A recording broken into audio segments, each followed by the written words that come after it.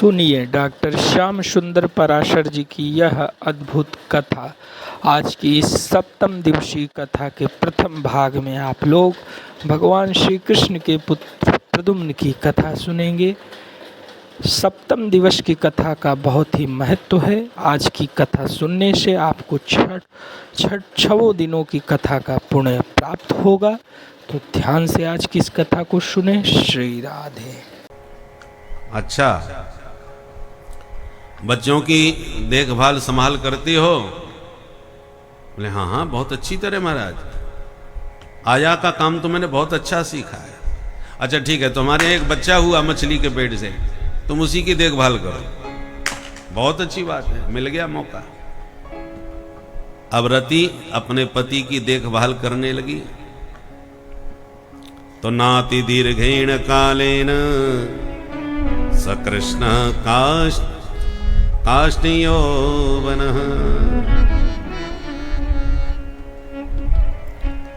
जब बच्चों की खूब देखभाल, खान पान का विशेष ध्यान रखा जाए तो समय से पहले ही वो युवक हो जाते हैं। नाति दीर्घेण कालेन स काष्णी रूढ़ यौवनः। काष्णी माने कृष्ण पुत्र प्रद्युम्न समय से पहले ही जवान हो गए। पर ज्यों-ज्यों उनका यौवन उभरने लगा, त्यों रति के भाव व्यवहार में परिवर्तन आने लगा। अब प्रद्युम्न को तो कुछ नहीं मालूम ये कौन है। लालन पालन मां की तरह कर रही हैं तो वो तो माता जी ही समझते थे। पर उनकी गतिविधि चेष्टाओं को देखकर एक दिन प्रद्युम्न बोले, सुनो देवी, मेरा लालन पालन तुम ही करती हो, तो मैं तो तुम्ही को मां मानता हूं, परंतु तुम्हारी दृष्टि और व्यवहार में आजकल मातृत्व नजर नहीं आता। मातृभाव मतिक्रम्य वर्तसे कामनी यथा। मां के भाव का अतिक्रमण करके तुम कामनियों जैसी चेष्टा मेरे प्रति क्यों करती हो? तब रति को रहस्योद्घाटन करना पड़ा। बोले महाराज, सच्चाई यही है कि मैं आपकी मां नहीं हूं। कौन हो फिर? बोले भगवान नारायण स्वतः।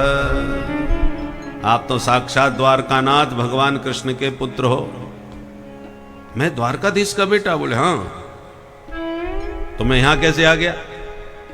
बोले संबरेणा हृतो गृहात। इसी दुष्ट संबरासुर ने आपको आपके घर से चुरा करके फेंक दिया था समुद्र में। आप मछली के माध्यम से इसी के घर आ गए। ओहो, तो देवी जी आप कौन हो? बोले अहम ते धिकृता पत्नी रति कामो भवान प्रभो। मैं जन्म जन्मांतर से आपकी धर्म पत्नी रति हूं और आप मेरे पति साक्षात कामदेव हैं। पूरा रहस्य स्पष्ट कर दिया। परंतु प्रद्युम्न को बड़ा भयंकर क्रोध आया कि दुष्ट दैत्य ने मुझे मेरे माता पिता से इतने दिन तक दूर रखा। गदा उठा करके गरजते हुए संबरासुर को ललकारने लगे, हे दुरात्मन, देख तेरा काल श्री कृष्ण का लाल तेरे सामने खड़ा है। जैसी कहा कि कृष्ण का लाल, सो इसका माथा घूम गया। अच्छा, तो तू ही कृष्ण का बेटा है, इसका मतलब मरा नहीं। अब क्या होता है, जब ललकारा युद्ध के लिए तो युद्ध करना पड़ा और उस युद्ध में संबरासुर का वध करके पत्नी के रूप में रति को स्वीकार करके विमान में बैठ करके सीधे द्वारका में उतरे। तो जैसे विमान से बाहर निकले तो भगवान की जो पटरानियां थीं वो प्रद्युम्न को देखकर इन्हें द्वारकाधीश समझ बैठी। एकदम श्री कृष्ण द्वारकाधीश के प्रतिरूप, डुप्लीकेट, ज्यों के त्यों। परंतु जब रुक्मिणी की दृष्टि पड़ी तो उनके हृदय में वात्सल्य उमड़ने लगा। और देख देख के कहती हैं कि मेरा एक बच्चा कोई पापी उठा के ले गया था बचपन में ही। आज यदि वो जिंदा होता तो इतना ही बड़ा होता, ऐसा ही लग रहा होता, ऐसा ही दिखता होगा। और न जाने जिंदा होगा भी कि नहीं, कहां चला गया। मम चाप्यात्मजो नष्टो नीतो यह सूतिका गृहा एतत्तुल्य वयो रूपो यदि जीवति कुत्रचित। रुक्मिणी के उमड़ते वात्सल्य को देखकर प्रद्युम्न पहचान गए, हो ना हो यही मेरी माता जी है।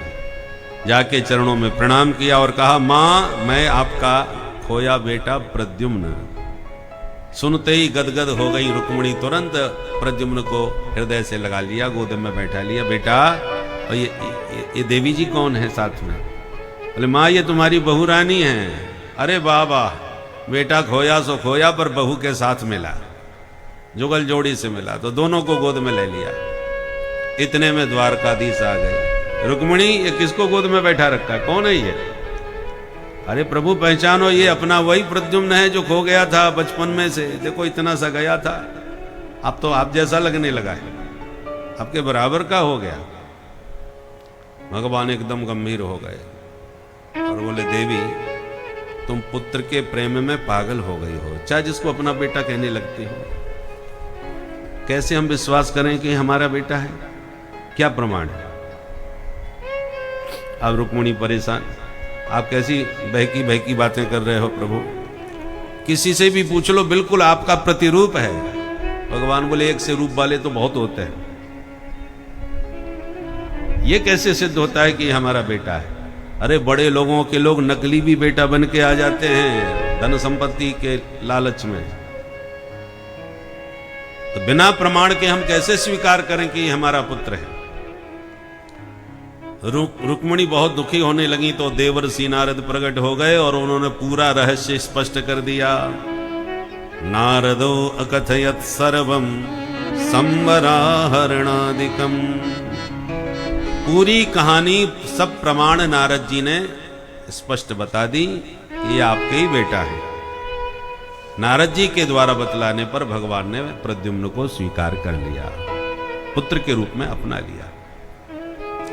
ये केवल नाटक था, क्योंकि भगवान तो जानते थे हमारा बेटा ही है, किंतु ये नाटक इसलिए करना पड़ा कि ये दुनिया वाले किसी को छोड़ते तो है नहीं। यदि मैंने ये शंका नहीं करी तो कल संसारी लोग शंका करके कहेंगे न जाने किसके बच्चे को अपना बेटा मान के बैठा लिया, इनका बच्चा तो न जाने कब का मर खप गया होगा। तो दुनिया वाले भविष्य में उंगली उठावें उससे पहले भगवान ने उंगली उठा दी कि हम कैसे माने। जब नारद जी ने सबके सामने साक्ष्य प्रकट करके बताया, साक्षी बने, तब किसी को शंका रही नहीं गई, सबने स्वीकार कर लिया। परीक्षित ने पूछा, महाराज अभी आपने कहा कि प्रद्युम्न के आने पर सब रानियां उन्हें द्वारकाधीश समझने लगी, तो ये तो बताओ रानियां थी कितनी भगवान की? आपने तो सिर्फ एक विवाह का प्रसंग हमें सुनाया। तब सुखदेव जी बोले, और भी विवाह हुए थे परी। कहां हुए? बोले एक सत्राजित नाम का राजा था, उसके पास श्यमंतक नाम की मणि थी जो 8 बार सोना प्रतिदिन देती थी, और उसकी चोरी का कलंक लगा दिया भगवान द्वारकाधीश पर। अभी जो भादों का महीना निकला है, भादों के शुक्ल पक्ष की चतुर्थी का चंद्रमा जो देखते हैं उन्हें ऐसा ही झूठा कलंक लगता है। तो जिसने देख लिया हो वो इस कथा को बहुत ध्यान से सुने तो उसके चंद्र दर्शन का दोष दूर हो जाएगा। इस कथा के सुनने से चतुर्थी के चंद्र का दर्शन का जो दोष लगता है वो दूर हो जाता है। बात ऐसी थी कि सत्राजित को ये सूर्य भगवान की कृपा से मणि मिली थी जो सूर्य की तरह चमकती थी। उस मणि को पहन के सत्राजित आया द्वारकाधीश के दर्शन करने, तो सब इसे भगवान सूर्य नारायण समझ बैठे। प्रभु देखिए आज साक्षात भगवान सूर्य देव आपके दर्शन करने आए। तब भगवान बोले, ये सूर्य नारायण नहीं है भैया, सत्राजित है। ये जो मणि पहन रखी है ना, ये सूर्य की तरह चमक रही है। अब तो सबकी दृष्टि उस मणि पर टिक गई। वाह भाई, गजब की मणि है। कोई विशेष वस्तु होती है तो सभा में सबका ध्यान उसी पर टिका रहता है कि भाई गजब की ऐसी चीज नहीं देखी। अब मिलजुल के जब जाने लगा सत्राजित, तो कुछ यदुवंशियों ने सत्राजित से कहा, भैया ये तुम्हारी मणि बड़ी गजब की लगी है, हमारी हार्दिक इच्छा है कि ये मणि तो हमारे द्वारका नाथ के कंठ में होनी चाहिए, क्या तुम दोगे हमें? सत्राजित बोला, क्यों, मेरे को पहनना नहीं आता क्या? सूर्य की आराधना करके ये मणि मुझे मिली है, मैं किसी को क्यों दूं? दो टूक मना करके चला गया, भाई मत दो। पर होने की बात, दूसरे ही दिन उसके छोटे भाई जिसका नाम था प्रसेन, उसने कहा, भैया ये मणि तो आप पहनते ही रहते हो, एक दिन कभी हमको भी पहनने दो। ठीक है भैया, पहन लो। तो छोटा भाई मणि पहन के सीधा शिकार खेलने निकल गया। तो शिकार खेलते खेलते एक शेर ने उस पर हमला किया और मार डाला। प्रसेन को मार दिया शेर ने, और उसके गले की मणि मुंह में दबा के शेर भाग गया जंगल में। और जंगल में घूम रहे थे जामवंती जी महाराज रामादल वाले। उन्होंने जब शेर के मुख में मणि का प्रकाश देखा तो समझ गए कि कोई विशेष चीज है इसके मुंह में। तो शेर को ललकारा, महाबली थे जामवंत जी, मुंह पकड़ के शेर को फाड़ दिया और शेर को मार के उसके मुंह से मणि निकाल लिया। उनकी एक बिटिया थी जाम्बवती, गुफा में रहते थे, गुफा में आकर के जाम्बवती को वो मणि दे दी। मणि पाके जाम्बवती बड़ी खुश, बहुत बढ़िया कीमती उपहार मिला। अब 2-4 दिन बीत गए, सत्राजित के भाई को जब लौटे कई दिन हो गए तो सत्राजित का माथा ठनका। यदुवंशियों ने कृष्ण के लिए मुझसे मणि मांगी थी और मैंने मना कर दिया। मुझे लगता है उन लोगों की दृष्टि मेरी मणि पर थी और मेरे भैया को उन्होंने ही मार डाला और मणि को छीन लिया। मणि के चक्कर में मेरे भाई की हत्या कर डाली, और ये सब कृष्ण के इशारे पर हुआ होगा। परंतु कोई साक्ष्य तो है नहीं, सबूत है नहीं, क्या करें। अपनी पत्नी को कहा, देखो देवी, हमें पूरा विश्वास है कि कृष्ण ने मेरे भाई की हत्या करा के मणि को अपने कब्जे में कर लिया, पर जब तक कोई पक्का ठोस सबूत न हो तब तक बड़े महापुरुषों के बारे में ऐसी कोई बात नहीं करनी चाहिए। इसलिए जब तक सबूत न मिले तुम किसी से चर्चा मत करना। जिस दिन मुझे कोई प्रमाण मिल गया उस दिन मैं ही जाके बात करूंगा। ठीक है महाराज। पर माताओं का स्वभाव जगत प्रसिद्ध है, उन्हें कोई बात पता लग जाए और कहीं तुम ये समझा दो कि किसी से कहना मत, तो समझ लो हो गया प्रचार। उस बेचारी ने 2-4 दिन तक तो पचाने की कोशिश करी, पर ज्यादा ही कुपच जब होने लगी, पेट खराब होने लगा, तो एक दिन पड़ोसिन के यहां पहुंच गई और बोली, देख बहन, एक ऐसी बात है जो आज तक मैंने काऊ ना बताई। क्या बात है, बता। बोले, पहले ये बता, तू काऊ से कहेगी तो ना? बोले, बहन, आज तक मैंने तेरी बात काऊ से कही है, मेरी आदत नहीं है ऐसी इधर उधर की भिड़ाना, तो जल्दी बता क्या बात है। तो बता दी। ऐसा बुरा जमाना आ गया बहन, जो द्वारकाधीश कृष्ण का नाम सुना है तुमने? कितना नाम है उनका, और काम देखो, मणि को लेने के चक्कर में मेरे देवर जी की हत्या कर दी उन्होंने, और मेरे देवर को समाप्त करा के मणि अपने कब्जे में कर ली। पर हम लोगों के पास सबूत नहीं है, तो इसलिए अब हमारा कुछ कहने सुनने से फायदा नहीं है। इसलिए ये केवल मैंने तुझे बताई है बहन, किसी से तू कहना मत। पड़ोसिन बोली, बहन, जैसे तूने आज तक काऊ से ना कही वैसे मैं भी ना कहवे बारी। मोह का मतलब वाह ने जाके अपनी सहेली से कह दी, देख बहन, ये बात सिर्फ तुझे बताई है, मैंने आज तक काऊ से ना कही ये बात।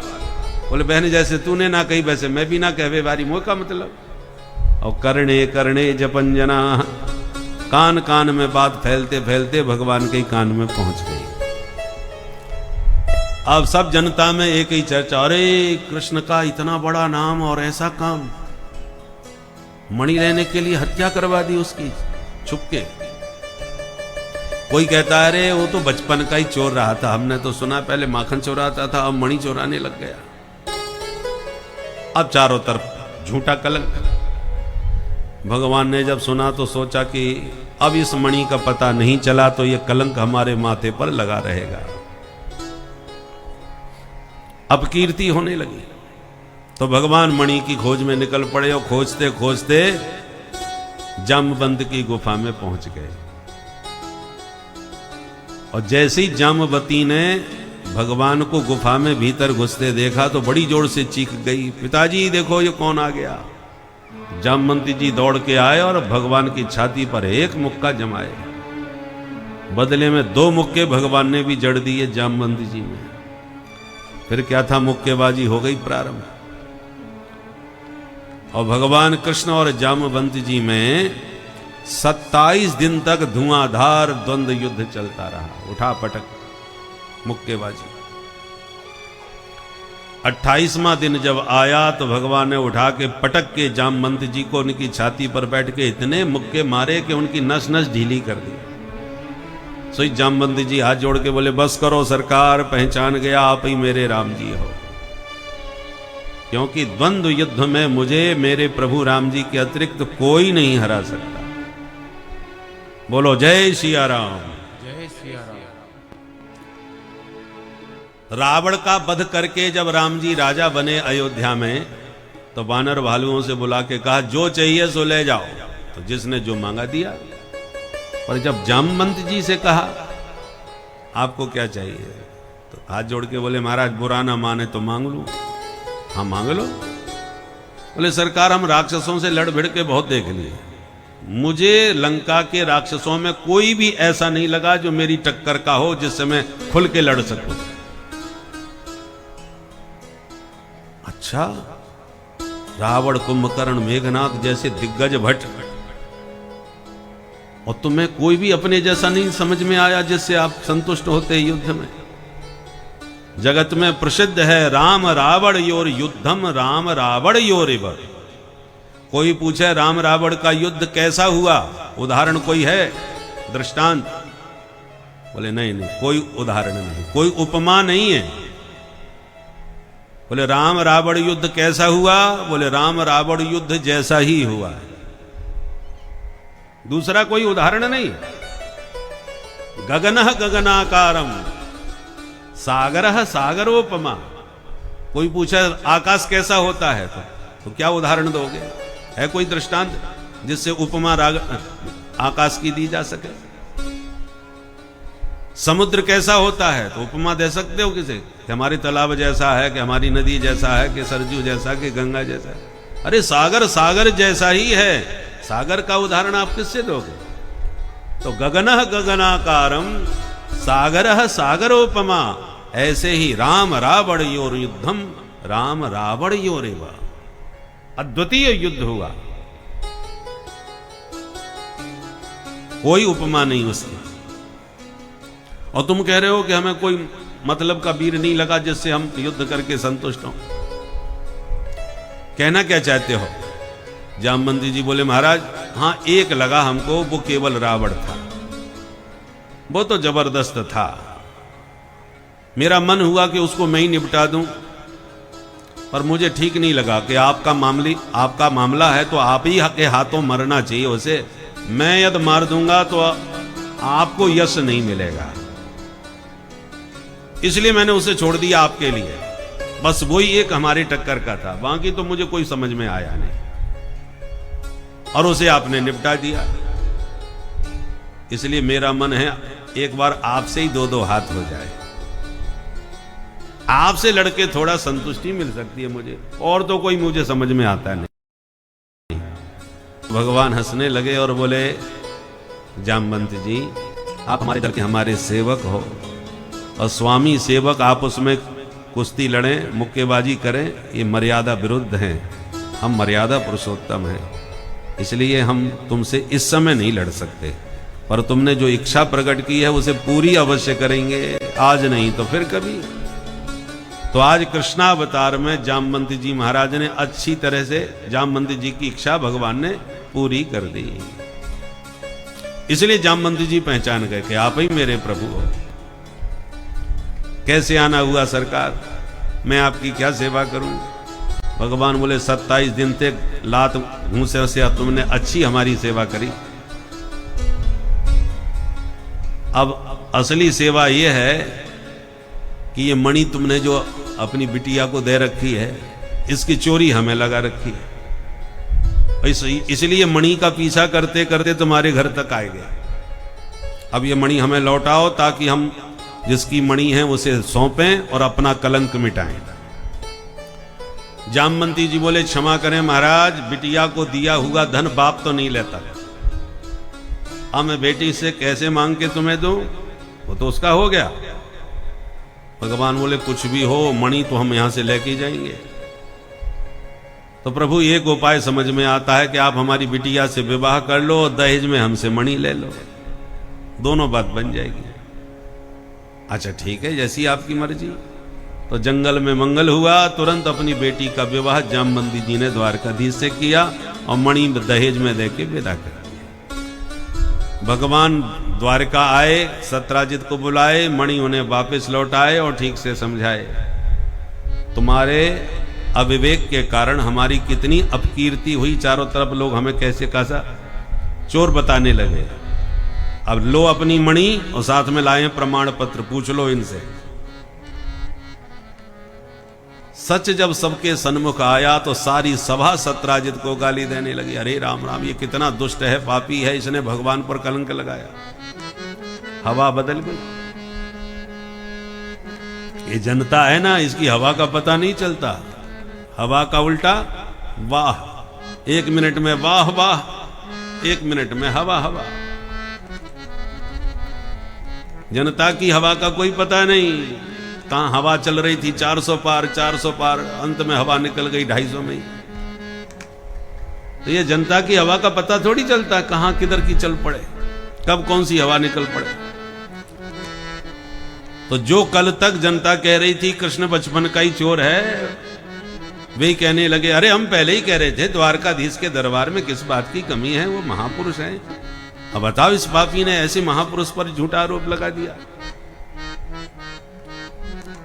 अब सत्राजित जहां जावे वहीं गाली खावे, सब उसको गाली देवे, ये महापापी है, इसने द्वारकाधीश को चोरी लगाई।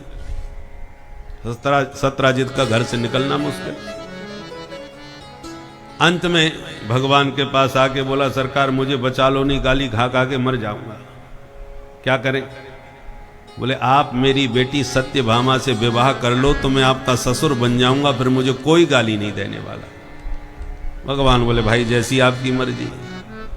सत्राजित ने तुरंत अपनी बेटी सत्यभामा का विवाह भगवान से कर दिया और कहा सरकार मणि भी आप ही संभालो।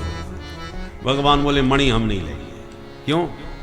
वो फिर ये जनता कहने लगे कि मणि लेने के चक्कर में ही देखो विवाह कर लिया सत्यभामा से, इसलिए मणि तुम अपने पास ही रखो भैया, हमें नहीं चाहिए।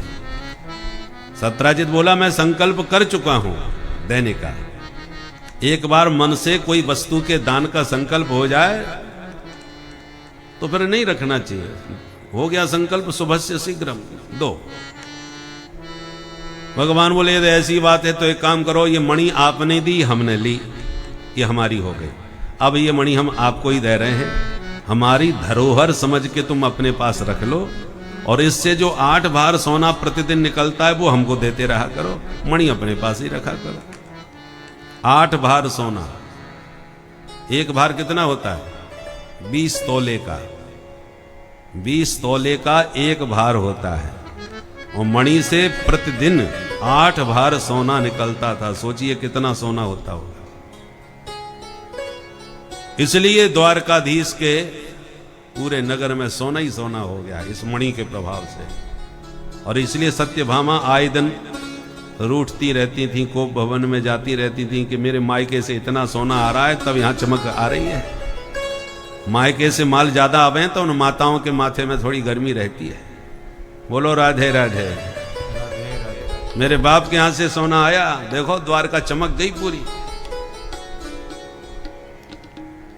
तो इस प्रकार से इस मणि के चक्कर में ये 2 विवाह और हो गए। जरा गिनते जाइए। अब पहला विवाह रुक्मिणी जी से, दूसरा हुआ जाम्बवती से, तीसरा हुआ सत्यभामा जी से। और एक दिन भगवान द्वारका से दिल्ली घूमने आए अपने प्रिय पांडवों से मिलने के लिए। इंद्रप्रस्थ नगरी, दिल्ली को ही इंद्रप्रस्थ कहा जाता है, जो प्राचीन पांडवों की राजधानी थी। अर्जुन से भगवान का विशेष प्रेम था, इसलिए आते ही रहते थे। एक दिन अर्जुन को साथ में रथ में बैठा के जमुना पार घूमने निकले दोनों मित्र। तो अचानक जमुना के तट पर एक कन्या तपस्या करती हुई बैठी नजर आई। भगवान बोले, अर्जुन तपस्वी बहुत देखे, ये तपस्विनी कौन बैठी है, जरा पूछो। अर्जुन ने कहा, देवी जी आपका परिचय। कन्या ने कहा, अहम देवस्य सवितुः दुहिता पतिमिच्छति विष्णुं वरेण्यं वरदं तपः परममा स्थिता। महाराज मैं सूर्य की बेटी हूं, नाम है कालिंदी, और भगवान श्री हरि को पति बनाने के लिए तपस्या कर रही हूं। सुनते ही अर्जुन भगवान की तरफ मुस्कुराने लगे, इशारे में बोले, महाराज आपकी बृहस्पति बहुत जोरदार चल रही है, ये भी आपको पति बनाने के लिए यहां बैठी है। भगवान बोले, अच्छा कराओ परिचय हमारा। अर्जुन ने परिचय कराया। भगवान ने कालिंदी जी का पाणी ग्रहण कर लिया, हाथ थाम लिया। ऐसे हो गया ये चौथा विवाह। एक थे बिंद और अनुबिंद नाम के दो भाई, जिनकी बहन का नाम था मित्रबिंदा। ये उज्जैन की राजकुमारी थी। भाइयों ने अपनी बहन को समझाया, बहन जी हम आपका विवाह दुर्योधन से चाहते हैं, ताकि हस्तिनापुर से हमारा नाता बन जाए और हमारा समाज में रुतबा बढ़ जाए। बहुत अच्छी बात है, बहन जी ने भी स्वीकृति दे दी, मुझे कोई आपत्ति नहीं। अब जब स्वयंवर हुआ तो वरमाला लेकर के निकली मित्रबिंदा, और स्वयंवर सभा में सभी बैठे थे, तो द्वारकाधीश भी विराजे हो गए थे। जब वरमाला लेके निकली तो दुर्योधन से पहले द्वारकाधीश दिखाई पड़ गए, और जो उनकी आभा प्रभा शोभा का दर्शन किया, सो बहन जी का विचार बदल गया। वरमाला सीधे द्वारकाधीश के कंठ में डाल दी। भाइयों की भ्रकुटी तन गई, बहन जी ने ये क्या गड़बड़ कर दिया। भगवान को समझ में आ गई बात, यहां मामला कुछ तनातनी का बन रहा है, सो तुरंत हाथ पकड़ के वहां से 9-2-11 हो लिए। ऐसे हो गया ये पांचवा विवाह। एक थे महाराज कौशल नरेश, नाम था इनका नग्नजित। इन्होंने प्रतिज्ञा करी, मेरे घर में 7 बैल हैं, एक से एक खूंखार पहने सींग वाले। जो वीर पुरुष इन 7 को एक रस्सी में नाचेगा, उसी को बेटी ब्याहूंगा। बड़े बड़े वीर आए, पर बैलों ने सबके हाथ पैर तोड़ के मार भगाए। भगवान ने 7 रूप बना के 7 बैलों को एक साथ एक रस्सी में नाथ करके दिखा दिए। तुरंत महाराज नग्नजित ने अपनी बेटी सत्या देवी का विवाह भगवान से संपन्न कर दिया। सो हो गया ये छठा विवाह। एक थी महारानी श्रुति कीर्ति, जो भगवान कृष्ण को अपना बेटा कहती थी, पर कहने से कोई बेटा थोड़ी हो जाएगा। इसलिए उन्होंने अपनी बेटी भद्रा नाम की राजकुमारी का भगवान से विवाह करके उन्हें दामाद बना लिया, और बोले दामाद बेटा ही होता है। ऐसे हो गया भगवान का ये 7वां विवाह। एक बार चक्र में घूमती हुई मछली का नीचे प्रतिबिंब देखकर भगवान ने बाण से लक्ष्य भेदन किया। उस लक्ष्य को वेध कर लक्ष्मणा नाम की राजकुमारी से 8वां विवाह संपन्न किया। ये 8 विवाह तो इस प्रकार से अलग अलग हो गए, पर 16,100 विवाह एक ही मंडप में हो गए। महाराज इतनी राजकुमारी इकट्ठी कहां मिल गई। बोले बात ऐसी है, एक नरकासुर नाम का दैत्य था। भूमि पुत्र होने से भौमासुर भी कहलाता था। प्राग ज्योतिषपुर का रहने वाला था। इसने राजकुमारियों का अपहरण करके जेल में डालना चालू कर दिया। इसके जेल खाने में कारागृह में 16,100 कन्याएं कैद हो गई। भगवान को जब पता चला तो उनको मुक्त कराने के लिए भगवान सत्यभामा जी के साथ गरुड़ पर बैठ करके इसके नगर में घुसे। इसके नगर का मुख्य प्रहरीदार था 5 मुख वाला दैत्य महाबली, जिसका नाम था मुर। उसने भगवान पर हमला किया। भगवान ने सुदर्शन से मुर के 5 सिर काट के उसका वध किया। तब से भगवान का नाम पड़ गया मुरारी। बोल मुरारी भगवान की जय। मुर नाम के दैत्य के अरि माने शत्रु, इसलिए भगवान मुरारी कहलाते। सैन्य शक्ति के साथ अंत में भगवान ने भौमासुर का भी संहार कर दिया और बंदी गृह में जाके सभी कन्याओं को मुक्त कर दिया और कहा, देवियों अब आप स्वतंत्र हो, जाओ अपने अपने घर। पर जैसे ही भगवान की दिव्य रूप माधुरी का दर्शन कन्याओं ने किया तो सब मुग्ध हो गई और हाथ जोड़ करके बोली, प्रभु इस पापी के जेल खाने में इतने दिन तक रहने के बाद अब हमें संसार में कौन अपनाएगा, कौन राजकुमार हमसे विवाह करेगा, इसलिए हमें अब मृत्यु के अतिरिक्त कोई मार्ग नहीं सूझ रहा, हम कहां जाएं। भगवान बोले, देवियों जिनके सारे रास्ते बंद हो जाएं उसके लिए मेरे घर का दरवाजा हमेशा खुला रहता है। तब तो सभी कन्याएं मुग्ध होकर के भगवान के चरणों में आत्मसमर्पण करती हुई बोली, अरे जीवन है तेरे हवाले मुरलिया वाले, जीवन है तेरे हवाले मुरलिया वाले, जीवन है तेरे हवाले मुरलिया वाले, जीवन है तेरे हवाले मुरलिया वाले, जीवन है तेरे हवाले मुरलिया वाले, बांके मुरलिया वाले प्यारे मुरलिया वाले, बांके मुरलिया वाले प्यारे मुरलिया वाले, बांके मुरलिया वाले प्यारे मुरलिया वाले, बांके मुरलिया वाले प्यारे मुरलिया वाले, जीवन है जीवन है जीवन है तेरे हवाले मुरलिया वाले। जीवन है तेरे हवाले मुरलिया वाले। श्री राधे।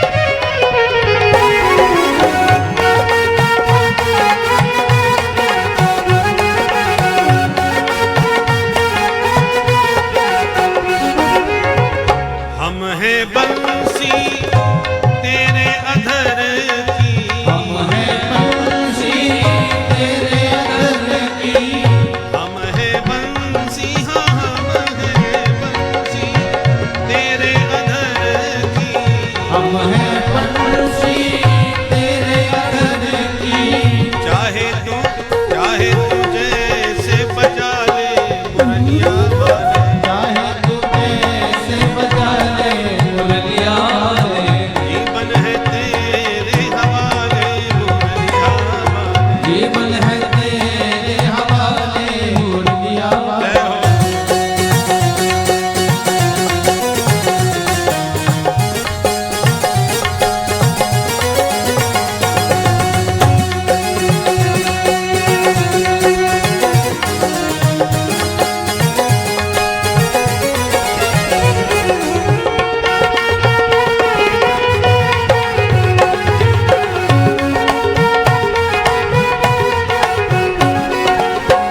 हम कठपुतली तेरे हाथ की, हम कठपुतली तेरे हाथ की, हम कठपुतली तेरे हाथ की, हम कठपुतली तेरे हाथ की, हम कठपुतली तेरे हाथ की, हम कठपुतली तेरे हाथ की, चाहे तू जैसे नचा ले मुरलिया वाले, चाहे तू जैसे चले मुरलिया वाले, चाहे तू जैसे नचा ले मुरलिया वाले, चाहे तू जैसे चले मुरलिया वाले, जीवन है तेरे हवाले मुरलिया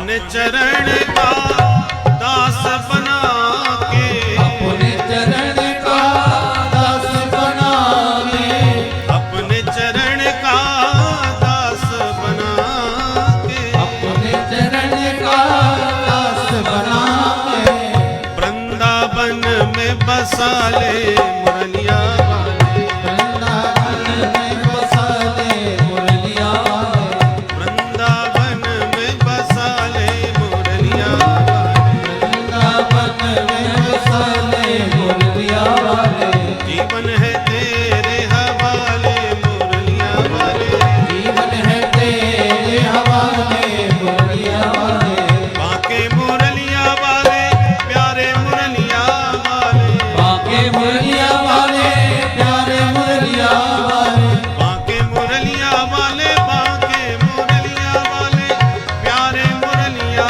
वाले, बाके मुरलिया वाले प्यारे मुरलिया वाले, जीवन है तेरे हवाले मुरलिया वाले, जीवन है तेरे हवाले मुरलिया वाले, चाहे तुझे से बजा ले मुरलिया वाले, चाहे तुझे से बजा ले मुरलिया वाले, चाहे तुझे से नचा ले मुरलिया वाले, चाहे तुझे से बजा ले मुरलिया वाले, अब तो तू ही अपना ले मुरलिया वाले, अब तो तू ही अपना ले मुरलिया वाले, हाँ हाँ मुरलिया वाले, मुरलिया वाले, ओ मुरलिया वाले, ओ मुरलिया वाले, हाँ हाँ मुरलिया वाले, मुरलिया वाले।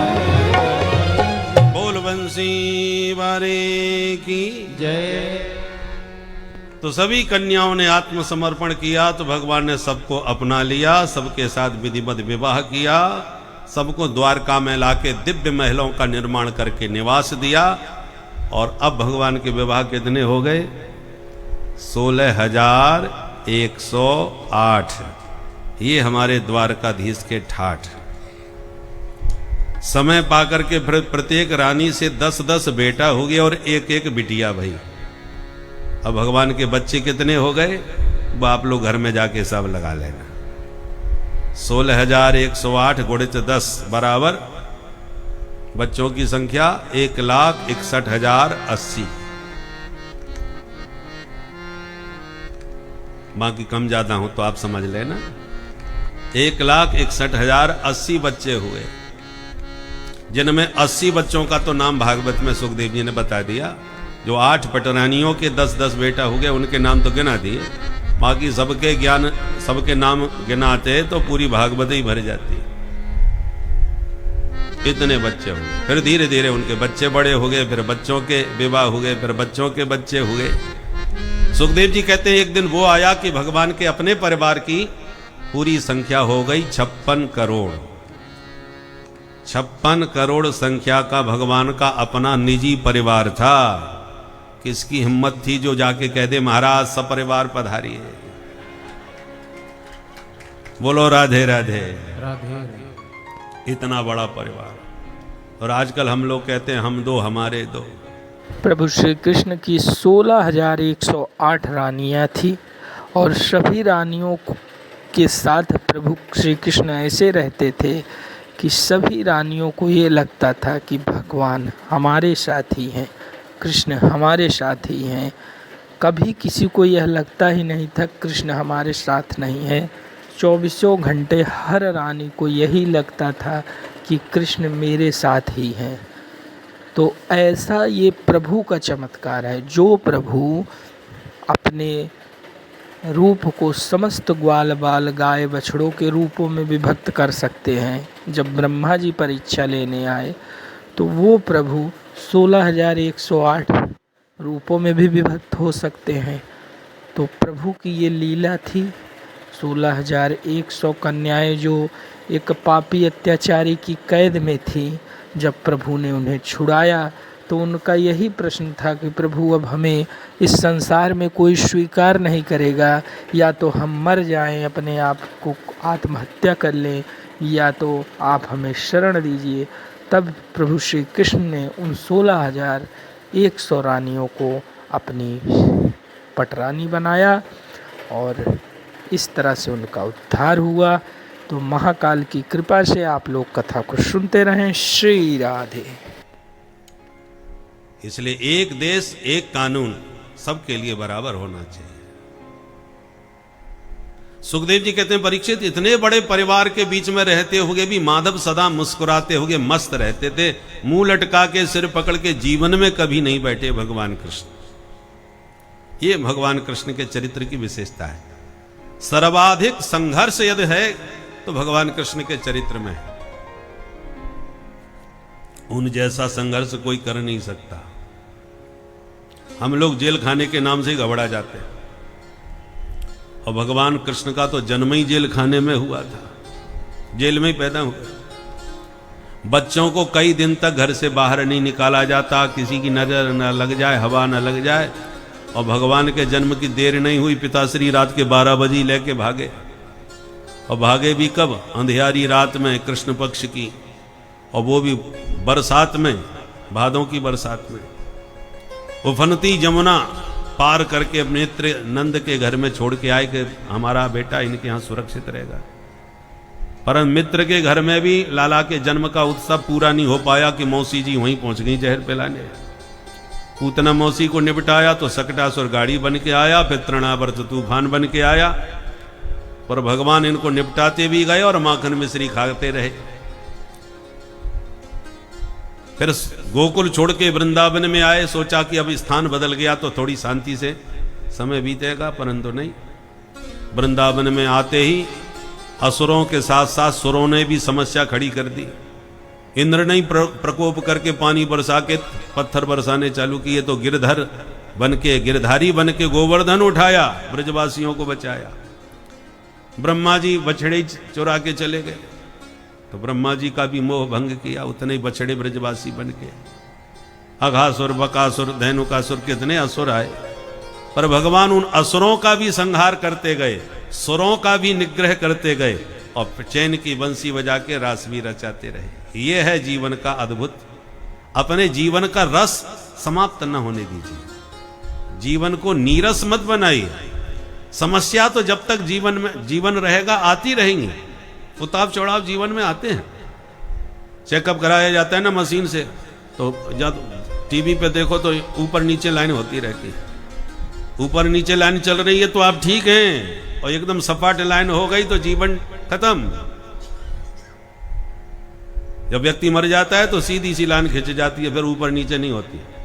ऊपर नीचे हो रही है तभी तक आप जिंदे हो। उसी प्रकार जब तक आपका जीवन रहेगा, ये उताव चढ़ाव तो जीवन में आते जाते रहेंगे, पर उन समस्याओं में उलझ करके जीवन को रसहीन मत बनाओ, शुष्क मत बनाओ। टेंशन में 24 घंटे रहो, हर समय समस्याओं का ही चिंतन करते रहो। जितना समस्याओं का चिंतन करोगे, समस्या उतनी ज्यादा आप पर हावी रहती है। निदान अवश्य उसका करो, पर उसको इतना मत सोचो कि तुम्हारा जीवन की सरसता समाप्त हो जाए। भगवान ने कितना संघर्ष किया, फिर सोचा जहां से आतंकवादी आते हैं उन्हीं के घर में जाकर के अटैक किया जाए। तो अक्रूर जी के बुलाने पर सीधे उन्हीं के साथ मथुरा चले गए, जहां से कंस भेजता था असुर। वहां जाकर के मामा जी को ही निपटा दिया पूरे परिकर के साथ। सोचा अब आतंकवादियों के अड्डे को विध्वंस कर दिया, खत्म कर दिया, अब जरा शांति मिलेगी, पर ऐसा नहीं हुआ। कंस के मरते ही उसका ससुर जरासंध हाथ धो के पीछे पड़ गया, 17 हमला कर डाले उसने। अंत में 18वें हमले पर मथुरा के नर नारियों की रक्षा के भाव से भगवान रणछोर बन के भागे और दिव्य समुद्र के बीच द्वारकापुरी बसा के द्वारकाधीश बन गए। अब हर कोई चाहे जब आक्रमण नहीं कर पाएगा, क्योंकि सागर के बीच में सुरक्षित है द्वारिका।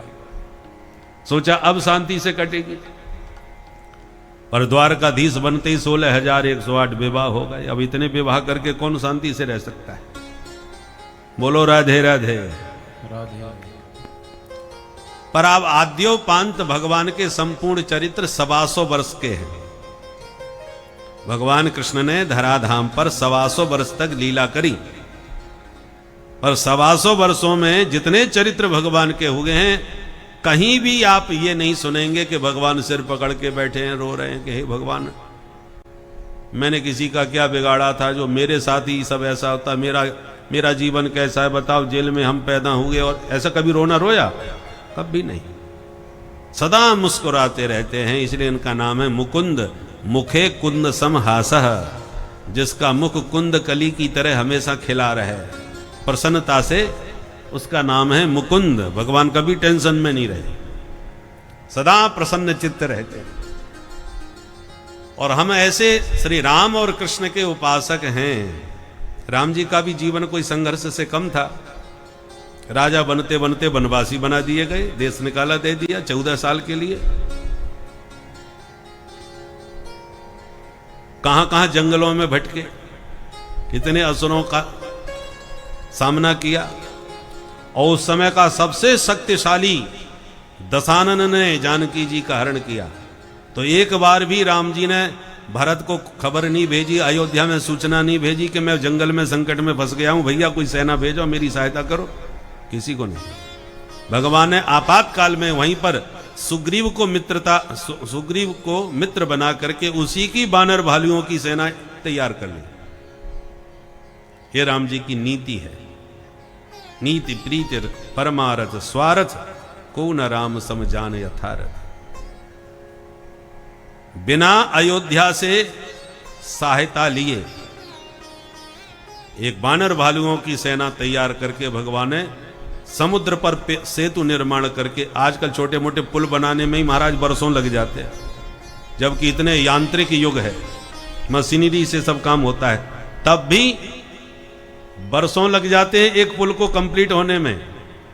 और भगवान ने इतने नदी पर नहीं, तालाब में नहीं, समुद्र पर सेतु का निर्माण किया। सागर में सेतु बनाना कितना कठिन काम है। समुद्र पर सेतु बनाया, वो भी केवल 5 दिन में। सिर्फ 5 दिन में सेतु बन के तैयार हो गया और बानर भालुओं के साथ घुस गए लंका में। कैसे अद्भुत कार्य किए भगवान ने। इतने बड़े संकट में, समस्याओं के बीच में भी, संघर्ष करते हुए भी, और भगवान ने दशानन जैसे रावण के साम्राज्य को समाप्त करके, और उसी के भाई जो शरण में आ गए थे विभीषण, उनको लंका सौंप करके, भारत की ये प्रारंभ से नीति रही है, दूसरे की संपत्ति या राज्य पर कभी कुदृष्टि नहीं डालते। भारत पर कुदृष्टि डाल करके लूटने वाले बहुत लुटेरे आए भारत में, भारत ने कभी किसी को नहीं लूटा। राम जी चाहते तो विभीषण तो आत्मसमर्पण कर चुके थे ना, भगवान चाहते तो लंका भी अपने अधिकार में ले सकते थे कि मैंने लंका को जीता है, रावण को मैंने मारा है, तो लंका मेरे अधीन रहेगी। ऐसा नहीं किया। लंकापति को मारा और उसी के भाई को लंका सौंप करके कहा तुम संभालो, और लौट के चले आए। कोई अधिकार लंका पर अपना नहीं जमाया। उसी प्रकार बाली को मार के उसी के भाई सुग्रीव को किष्किंधा नरेश बना के कहा तुम ही संभालो। नहीं तो भगवान चाहते तो अपना साम्राज्य कितना इकट्ठा कर सकते थे, परंतु ऐसे हमारे राम जी भाई। तो चाहे राम जी का चरित्र हो या कृष्ण जी का, संघर्षों से तो भरे हुए हैं, परंतु चाहे राम जी हो चाहे श्याम जी हो, दोनों ही प्रसन्न चित्त मुद्रा में दिखाई पड़ते हैं। इसलिए हम सबको संघर्ष से घबराना नहीं चाहिए।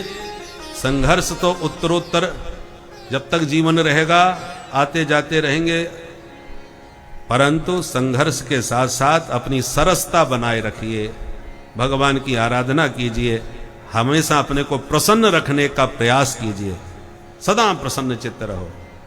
हास्य देवो भव, सदा प्रसन्न चित्त। सब रोगों की एक दवाई, हंसना सीखो प्यारे भाई। जो जितना प्रसन्न चित्त रहता है वो उतना ही स्वस्थ भी रहता है।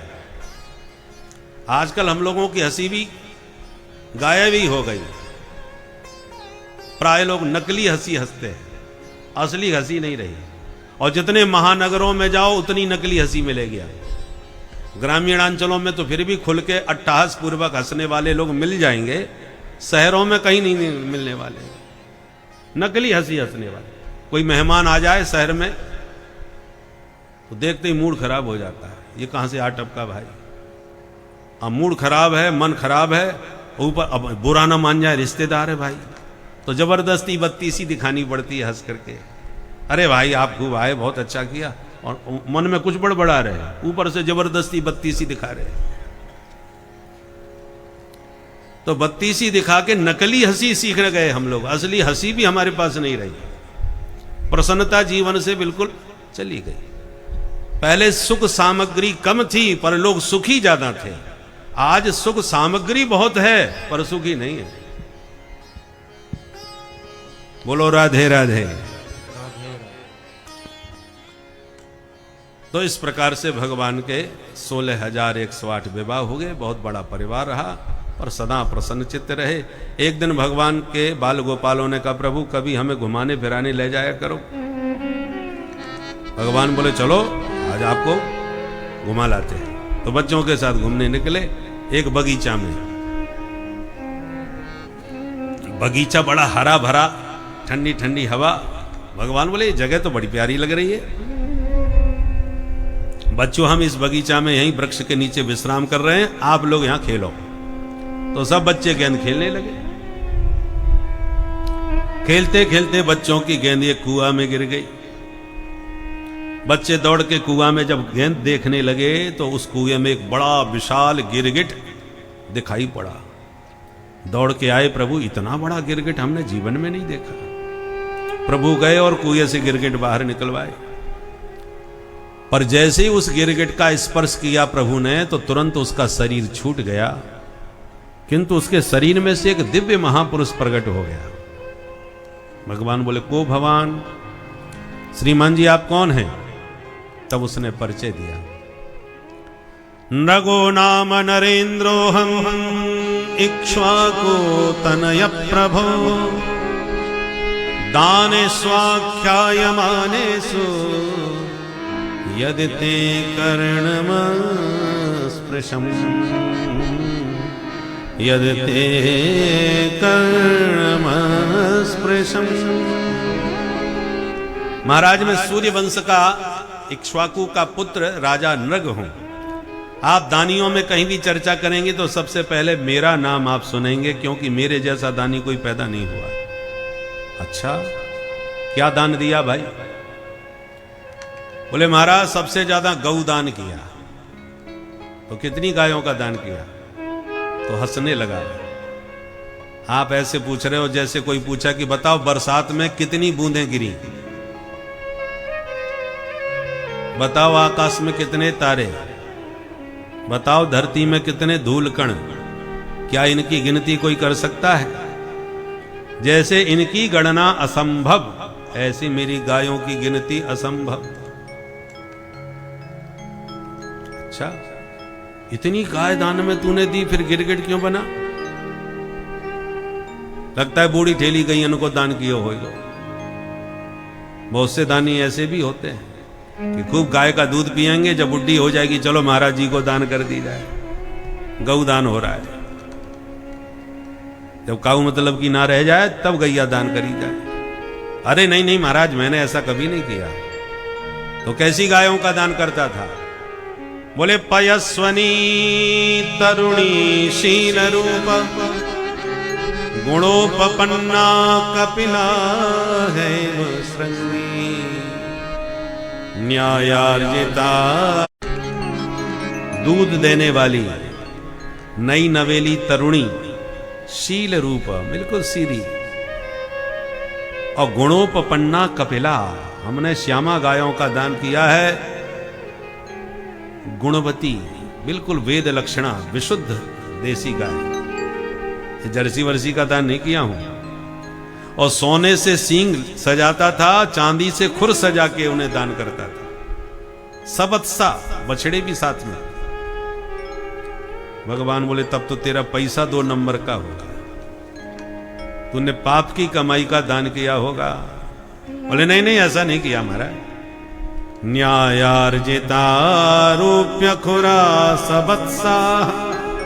न्यायार्जिता, न्याय द्वारा अर्जित ईमानदारी के धन का मैंने दान किया है, मैंने बेईमानी कभी किसी के साथ नहीं की। भगवान बोले भैया बिना पाप के पतन नहीं होता, तूने पाप तो जरूर किया है तभी तो तू गिरगिट बना है। तब बोला हाँ महाराज मैंने किया नहीं था पर हो गया। क्या हो गया? बोले एक ब्राह्मण देवता जो गाय की सेवा करते थे और उसका दूध पी के मस्त रह के भजन करते थे, और पंडित जी की गाय भागकर मेरी गायों में मिल गई। मैं पहचाना नहीं उसे, अपनी गैया समझ के मैंने दूसरे ब्राह्मण को दान कर दी। अब ब्राह्मण मुझसे गाय दान में लेके जा रहा था और जिसकी गाय थी वो ढूंढता फिर रहा था, दोनों आपस में मिल गए। वो कहता है गैया मेरी, वो कहता है मेरी, झगड़ा करते मेरे पास आ गए। दोनों ने अपनी समस्या सुनाई। मैंने हाथ जोड़ के कहा महाराज मैं समझ गया सारी बात, गलती मेरे से हो गई, पर अनजाने में भैया आप एक के बदले में जितनी चाहो मेरे से गाय ले जाओ पर मुझे बचाओ। पर जिसकी गाय थी उस ब्राह्मण ने कहा अब तुम्हें सच्चाई का पता चल गया तो मेरी गैया अब तो लौटा दो, अनजाने में हुआ सो हुआ, अब तो जान गए ना। तो राजा ने जिसको दान की थी उस ब्राह्मण से कहा महाराज इनकी गाय लौटा दो, हम दूसरी दे रहे हैं। अब वो इतनी प्यारी गाय थी कि उसको पसंद आ गई थी, बहुत ज्यादा चित्त पे चढ़ गई थी, बड़ा खुश हो रहा था। उसका मूड खराब हो गया। नहीं महाराज देखो आपने मुझे संकल्प करके इस गाय का दान किया है और संकल्पित दी हुई गाय को तुम वापस मुझसे लोगे, घोर नरक में जाओगे। दिया हुआ दान वापस लिया जाता है? दान दे के जो वापस ले वो महा नरकगामी होता है। बहुत से लोग हमारे पूर्वजों ने धर्मशाला बना दी, ये जमीन दान कर दी थी, मंदिर को दे दी थी, अब बाद में जमीन के हो गए दाम सैकड़ों गुना अधिक, तो अब नियत खराब हो गई। वो पूर्वजों ने दी थी, अब हमारा विचार बदल गया है। ऐसे लोग होते हैं। तो आप ही के पूर्वजों के द्वारा दी हुई भूमि का अब आप जबरदस्ती प्रलोभन में आके, चाहे उसके कितने भी दाम हो गए हों, अब उस पर आप कब्जा करने की नियत से उसे छीनना चाहो, घोर नरक के गामी बनोगे। दिए हुए दान पर कभी अपना अधिकार नहीं मानना चाहिए, कभी उसे अपना नहीं मानना चाहिए। स्वस्वत्व निवृत्ति पूर्वकम परस्वत्व उत्पत्ति अनुकूलो व्यापारो दान, जिससे अपना सर्वस्व स्वामित्व समाप्त कर दिया जाए, अधिकार समाप्त कर दिया जाए, उसको दान कहते हैं।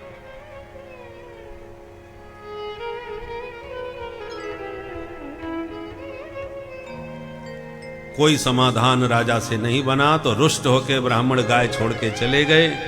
मरणोपरांत यमराज ने राजा से पूछा आप महादानी हो, पर एक गलती आपसे हुई है, अनजाने में ही सही पर हुई तो है, तो पहले पाप भोगोगे या पुण्य?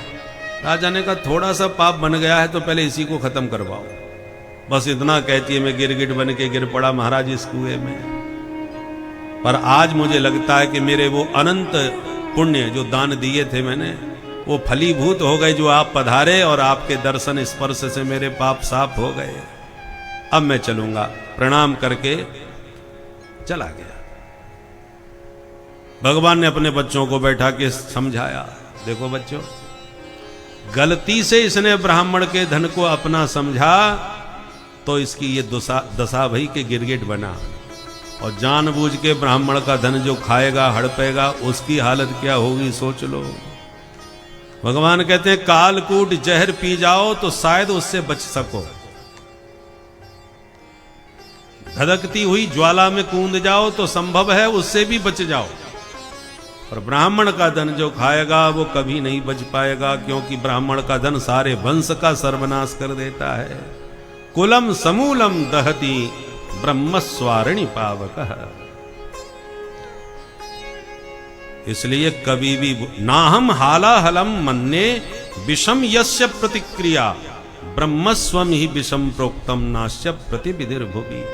भगवान ने अपने बच्चों को बहुत सावधान किया इस विषय में कि भूल के भी ब्राह्मण के धन से हाथ मत लगाना, नहीं सर्वनाश हो जाएगा। अच्छा, ऐसा क्यों समझाया? क्योंकि सच्चाई यह है कि साधु ब्राह्मणों के पास जो भी धन होता है वो सब दान पुण्य का ही होता है। व्यक्ति जब दान देता है तो अपने सारे अनिष्ट अमंगल दान के रूप में कुछ द्रव्य के माध्यम से देता है। अब साधु ब्राह्मण तो भजन करते हैं, ब्राह्मण संध्या करते हैं, गायत्री की उपासना करते हैं, तो दान का दोष दूर हो जाता है। अग्नि में कितनी भी उल्टी सीधी गंदी सी वस्तु डालो, अग्नि उसे शुद्ध कर देती है। ये अग्नि में विशेषता है। ऐसी ब्राह्मण गायत्री की उपासना के बल पर दान के दोष को भस्म कर लेता है। ये उसमें सामर्थ्य में, हर किसी में नहीं। अग्नि और ब्राह्मण परमात्मा के मुख हैं दोनों। ब्राह्मणोस्य मुखमासी अमुखात अग्नि अजायत। ब्राह्मण और अग्नि भगवान के मुख से समुद्भूत हैं, इसलिए इनमें सामर्थ्य है पचाने की। अब दान के अन्न को तुम यदि खाओगे और भजन करने की फुर्सत है नहीं, तो वह दूषित अन्न आपकी बुद्धि भ्रष्ट कर देगा। दान मान को टूकरा या कि 9 अंगुल दांत, भजन करे तो पचेगो नहीं फाड़ेगो आंत। भजन और भोजन की एक ही राशि है, केवल एक मात्रा का ही अंतर है। भजन में बस ओ की मात्रा और लगा दो, भोजन हो गया। एक मात्रा का ही तो अंतर है। मतलब क्या हुआ? मात्रा भोजन में लगी है, भजन में नहीं। संकेत क्या है? भोजन कितना भी बढ़िया स्वादिष्ट हो, पर एक मात्रा में ही करना चाहिए, मात्रा से ज्यादा नहीं। चाहे जितना बढ़िया स्वादिष्ट भोजन हो, पर स्वाद में ज्यादा खाओगे तो भोजन भी हानिकारक सिद्ध होगा। और भजन में इसलिए कोई मात्रा नहीं है कि चाहे जितना भजन कर लो, ये कभी नुकसान करने वाला नहीं है, फायदा ही फायदा है। चाहे जितना चकाचक भजन करो, इसलिए इसमें कोई मात्रा नहीं। तो भोजन के दोष को भजन से ही दूर किया जा सकता है। भोजन से तन चमकता है, भजन से मन चमकता है। 2 दिन भोजन न करो तो शरीर में चक्कर आने लगते हैं, कमजोरी आने लगती है। भोजन से ही शरीर स्वस्थ रहता है, उसी प्रकार भजन से मन प्रसन्न रहता है। अब 2 दिन भोजन न करने पर शरीर की कितनी कमजोरी हो जाती है, कितनी समस्याएं आने लगती हैं। और आप तो भजन बरसों तक नहीं किए, तो बताओ मन की हालत क्या होगी। इसलिए आज का चार्ज जिसको देखो, महाराज भगवान का दिया सब कुछ है, पर टेंशन बहुत रहता है, मन प्रसन्न नहीं रहता महाराज। सबकी यही समस्या है। क्यों है? क्योंकि मन का आहार हम दे ही नहीं रहे।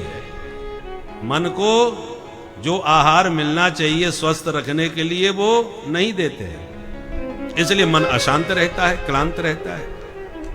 भोजन का हम कितना ध्यान रखते हैं। सुबह का नाश्ता, फिर दोपहर में भोजन, फिर शाम को भी चाय चाहिए, फिर रात को भी भोजन चाहिए। तो 4-4 बार हम आहार करते हैं एक दिन में, तन को स्वस्थ रखने के लिए। परंतु भजन के लिए 1 मिनट की फुर्सत नहीं है। यदि एक आध माला जपते भी हों तो सबसे पहले उसी में कटौती करते हैं। आज निकलना है बाहर थोड़ा, ये भजन बाद में होता रहेगा भैया, वहां जाके कर लेंगे। और कहीं किसी काम में कटौती नहीं होगी कि आज भोजन नहीं करेंगे, ऐसा नहीं। भजन की कटौती पहले होती है। इसलिए जैसे तन को स्वस्थ रखने के लिए आप भोजन का ध्यान रखते हैं, ऐसी मन को प्रसन्न रखने के लिए भजन का भी ध्यान रखिए। नियमित रूप से भजन कीजिए, तब आपका मन स्वस्थ प्रसन्न रहेगा। महात्माओं के पास भोजन का कोई हिसाब नहीं रहता। जो अवधूत महात्मा होते हैं, जंगलों में पड़े हैं, गुफाओं में घुसे हैं, भोजन का कोई ठिकाना नहीं, ना उनका कोई अन्न भंडार, न कुछ नहीं। जो मिल गया, जो ही राम सोई राम, खा लिए। जो मिल गया, जैसा मिल गया, पा लिए। परंतु नियमित भजन रहता है, इसलिए आहार सुव्यवस्थित न होने पर भी महात्मा सदा मस्त रहते हैं।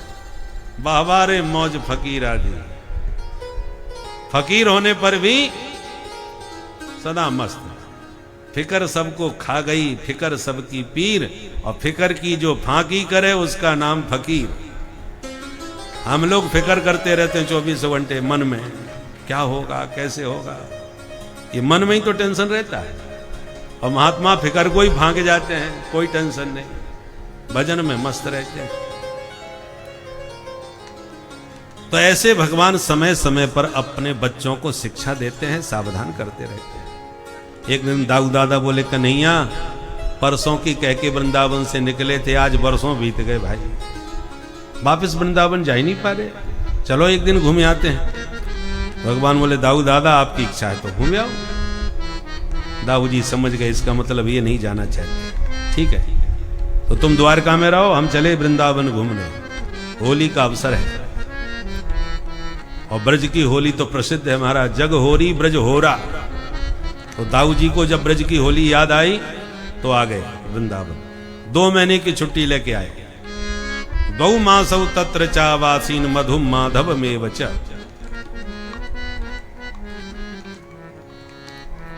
और दोनों महीने गर्मियों के हैं, चैत्र और वैशाख। दाऊ जी वृंदावन में आए। दुष्ट राजा यदि डरते थे तो केवल दाऊ जी के हलमूसल से डरते थे। भगवान कृष्ण को तो रणछोड़ डरपोक कहते थे कि ये तो भगोड़ा है, और इसका बड़ा भाई बहुत खतरनाक है भाई, हलमूसल वाला। ये राजाओं में प्रसिद्धि थी। एक राजा था पौंड्रक, इसको भूत सवार हो गया कि मैं ही भगवान हूं। इसका मित्र था काशी नरेश। उसने कहा, मित्र एक काम कर, तू भगवान बने ही जा, मैं तेरा पुजारी बन के तेरा प्रचार करवाऊंगा। शर्त यह है कि जितना माल आएगा चढ़ोतरी में वो 50-50, आधा तेरा आधा मेरा, तू भगवान मैं पुजारी, चढ़ोतरी तो मैं ही करवाऊंगा, प्रचार तो मैं ही करूंगा। अच्छा ठीक है, मंजूर है। तो दोनों में गठबंधन हो गया महाराज। ठगों का गठबंधन भी बहुत जल्दी होता है और बिखरता भी बहुत जल्दी है। तो दोनों बन गए महाराज सिद्ध साधक। पौंड्रक ने 2 हाथ तो थे ही, 2 डुप्लीकेट लगवा लिए, 4 हाथ, शंख चक्र गदा पद्म बना लिए, गरुड़ भी बना लिया। खटका दबाती गरुड़ उस पर उड़ के जाने लगा, बिल्कुल हूबहू भगवान बन गया नारायण। आप जैसे ही ये आकाश में उड़ के आता, काशीराज इसका प्रचार करने पहुंच जाता, देखो साक्षात वैकुंठनाथ भगवान वैकुंठ से आ रहे हैं धरती पर जीवों पर कृपा करने के लिए, बोल पौंड्रक भगवान की। भक्तों का ये हाल है, चाहे जिसकी जय बुलवा लो महाराज। तो भोले भाले भक्त पौंड्रक भगवान की भी जय जयकार करने लगे। इसलिए तो भारत में आजकल नए नए भगवान ज्यादा पनप रहे। अब जरा देखिए, साक्षात भगवान श्री कृष्ण धरती पर विराजमान थे उस समय, तब भी डुप्लीकेट भगवान बनने के तैयार हो गए पौंड्रक जैसे। पाखंड, पाप का ही जो खंड हो उसे पाखंड कहते हैं। यह हर युगों में था और इसका प्रचलन किसी युग में बहुत कम था तो किसी युग में बहुत अधिक था। किसी युग में इसका प्रचलन करने वाले को राक्षस कहते थे, लेकिन आगे चलकर भविष्य में ऐसे भी युग आने वाले हैं या आ रहे हैं, ऐसी समय आ रही है कि जिसमें इसको सभी लोगों की श्रेणियों में, जैसे मानवों में भी, दानवों में भी, देवताओं में भी, सभी में इसका प्रचलन आपको देखने को मिलेगा। और इसी पाखंड के कारण भगवान श्री कृष्ण के रहते हुए भी पौंड्रक अपने आप को भगवान समझता था। तो आज के समय की तो बात ही छोड़िए, उस समय प्रभु के सामने की ये घटनाएं थी। द्वापर युग की बात है, तो ये तो घोर कलयुग चल रहा है, इसमें तो कुछ भी हो सकता है। अंततोगत्वा बस आपको एक चीज़ स्मरण करनी है कि आपको अपनी भक्ति में विश्वास रखना है, अपने प्रभु के प्रति जो समर्पण भाव है इसको बढ़ाते चले जाना है, प्रभु की कृपा को अपने ऊपर महसूस करना है और उन्हीं के नाम जप का सहारा लेते हुए उनका कीर्तन भजन करते रहिए। श्री राधे राधे। राम वृंदावन घूमने गया है 2 महीने की छुट्टी पे। द्वारका में कृष्ण बिल्कुल अकेला है। यही सबसे बढ़िया मौका है। दुनिया उसे भगवान समझ के जो चढ़ावा उधर दे रही है ना, यदि वो तुम्हें भगवान मान ले या तुमसे डर के भाग जाए तो पूरी धरती पर एक छत्र तुम्हारा ही आधिपत्य होगा, तुम ही एकमात्र भगवान कहलाओगे। फिर देखो क्या चढ़ावा आता है। मूर्ख और शंख दूसरों के फूंकने से बचते हैं। काशीराज ने कहा और पौंड्रक को बात जम गई। उसने तो क्या करना पड़ेगा, वो लड़ने की जरूरत नहीं है। काशीराज ने कहा वो भगोड़ा है, डरपोक, तू तो केवल धमकी भरा पत्र लिख दे, तेरा पत्र पढ़ते ही वो डर के भग जाएगा द्वारका छोड़ के। जैसे जरासंध के डर से मथुरा छोड़ के भागा था ना, तेरे डर से द्वारका छोड़ के भाग जाएगा। बस बात बन जाएगी। बातों में आ गया, लिख दिया पत्र और भेज दिया दूत। दूत ने द्वारकानाथ को पत्र दिया। भगवान ने कहा उद्धव पढ़ो क्या लिखा है। उद्धव जी ने पत्र पढ़ा और बड़ी जोर से हंसे। क्या लिखा है भाई? उद्धव जी बोले सरकार आप तो डुप्लीकेट निकल पड़े। मतलब?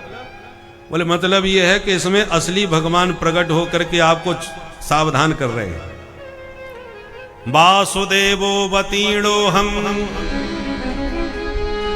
एक एवन चापर भूतानाम अनुकंपार्थम